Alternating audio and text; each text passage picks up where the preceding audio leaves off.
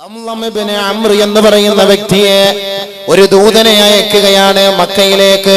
മുഹമ്മദും കൂട്ടരും നിങ്ങളുടെ സാമ്പത്തിക സ്രോതസ് തകർക്കാൻ വരികയാണ്, അതുകൊണ്ട് ഞങ്ങളെ സഹായിക്കണമെന്ന് പറഞ്ഞുകൊണ്ട് ലംലം ഇബ്നു അംറിനെ നേരെ മക്കയിലേക്ക് അയക്കുകയാ.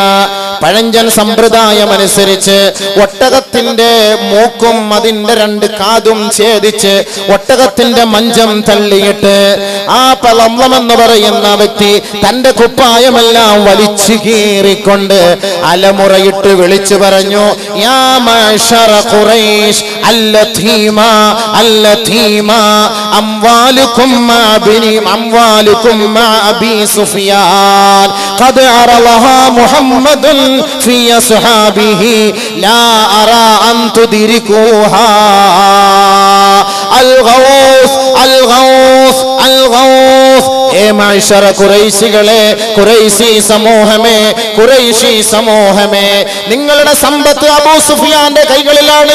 ലക്ഷക്കണക്കിന് സമ്പത്തുമായി അബൂ സുഫിയാൻ അതാ കടന്നു വരികയാണ്.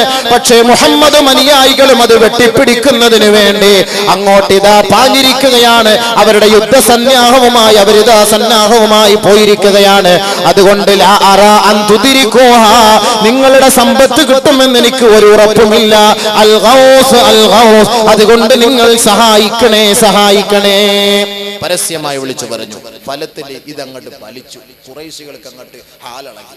നമ്മുടെ സമ്പത്ത് മൊത്തം മുഹമ്മദ് പിടിച്ചെടുക്കാൻ. നേരത്തെ ഒന്നാമതെ മുഹമ്മദിനെ ഇവിടെ നിന്ന് കൊണ്ടുപോയതിന്റെ ദേഷ്യം എങ്ങനെയെങ്കിലും വകവരുത്തണം എന്ന് പറഞ്ഞിരിക്കുന്നു. ഇതെല്ലാം കൂടെ കിട്ടിയപ്പോൾ നമ്മുടെ സമ്പത്ത് കൂടെ മുഹമ്മദ് പിടിച്ചെടുക്കാൻ പോകുന്നു എന്നറിഞ്ഞ പാടെ ഇവരെല്ലാവരും കൂടെ ധൃതിപ്പെട്ട് പെട്ടെന്ന് തന്നെ അടിച്ചുകൂട്ടി. 1000-ൽ പരം ആളുകൾ, 1000-ഓളം വരുന്ന യോദ്ധാക്കൾ, 600-ഓളം വരുന്ന ഒട്ടകങ്ങൾ, കവചധാരികൾ, 100-ഓളം വരുന്ന അശ്വാരൂഢന്മാർ, ഇവരെല്ലാവരും കൂടെ തയ്യാറെടുത്തുകൊണ്ട് നേരെ കുതിക്കുകയാണ് ബദറിലേക്ക് രക്ഷപ്പെടുത്താൻ വേണ്ടി. ഇവരിങ്ങനെ വരുന്ന സമയത്ത് മക്കയിൽ എത്തിയ അബൂ സുഫിയാന്റെ ദൂതൻ പോയിട്ട് അബൂജഹലിനോട് പറഞ്ഞു, അബൂ സുഫിയാനും സംഘവും സ്വസ്ഥമായിട്ട് ഒരു കുഴപ്പമില്ലാതെ മക്കയിൽ എത്തിയിട്ടുണ്ട്, അതുകൊണ്ട് നിങ്ങൾ അടിക്കും അഴുക്കണൊന്നും പോണ്ട, എല്ലാവരും തിരിച്ചു പോരെ. അബൂജഹൽ പറഞ്ഞു, മുഹമ്മദിനെ ഒന്ന് കൈകാര്യം ചെയ്തിട്ടേ ഉള്ളു വഴി, അല്ലാതെ മറ്റു മാർഗമൊന്നുമില്ല. ഈ തക്കം നോക്കി അവനെ ഒന്ന് ഒതുക്കണം. ഇത് എപ്പോഴും നമുക്കിങ്ങനെ സ്വസ്ഥമായിട്ട് സ്വതന്ത്രമായിട്ട് നമുക്ക് നമ്മുടെ സമ്പത്ത് അന്വേഷിക്കാനും കച്ചവടത്തിന് പോകാനും മുഹമ്മദും അനുയായികളും തടസ്സമാണ്. അതുകൊണ്ട് ഈ നിത്യ ഭീഷണിക്ക് വിരാമമിടണം. അത് ഈ പേരാണ്. അതുകൊണ്ട് നമുക്ക് മടങ്ങിപ്പോകണ്ട. എല്ലാവരും കുതിക്കുക, ബദറിലേക്ക് വാ.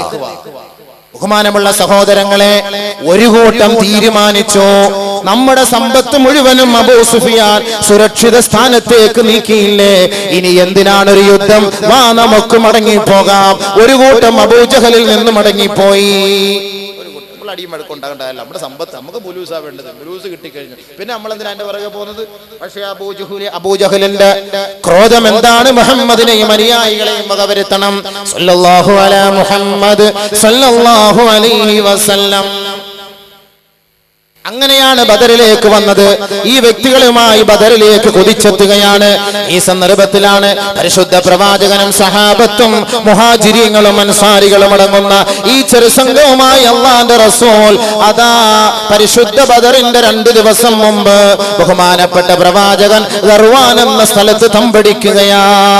وَإِذْ يَعِدُكُمُ اللَّهُ إِحْدَى الطَّائِفَتَيْنِ أَنَّهَا لَكُمْ وَتَوَدُّونَ أَنَّ غَيْرَ ذَاتِ الشَّوْكَةِ تَكُونُ لَكُمْ وَيُرِيدُ اللَّهُ أَن يُحِقَّ الْحَقَّ بِكَلِمَاتِهِ وَيَقْطَعَ دَابِرَ الْكَافِرِينَ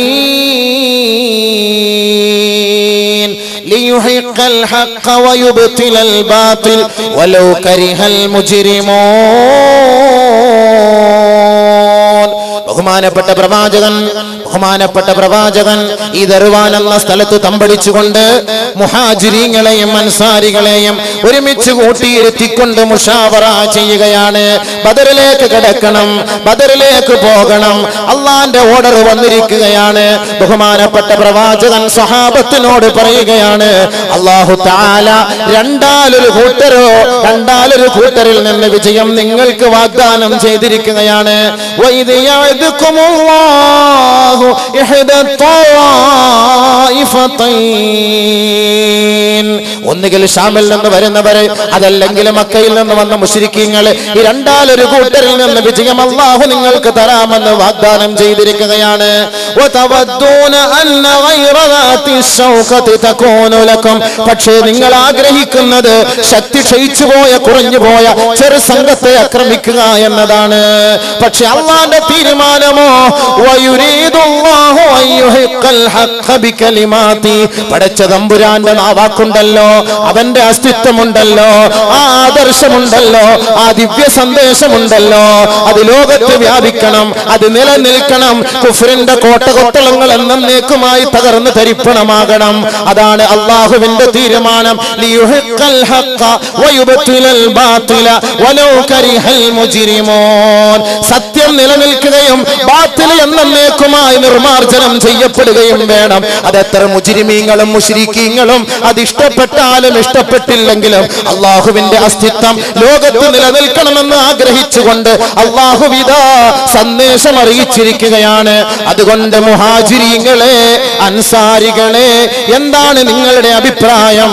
അശീറു അലയ്യ അയ്യുഹന്നാസ്, അശീറു അലയ്യ അയ്യുഹന്നാസ്.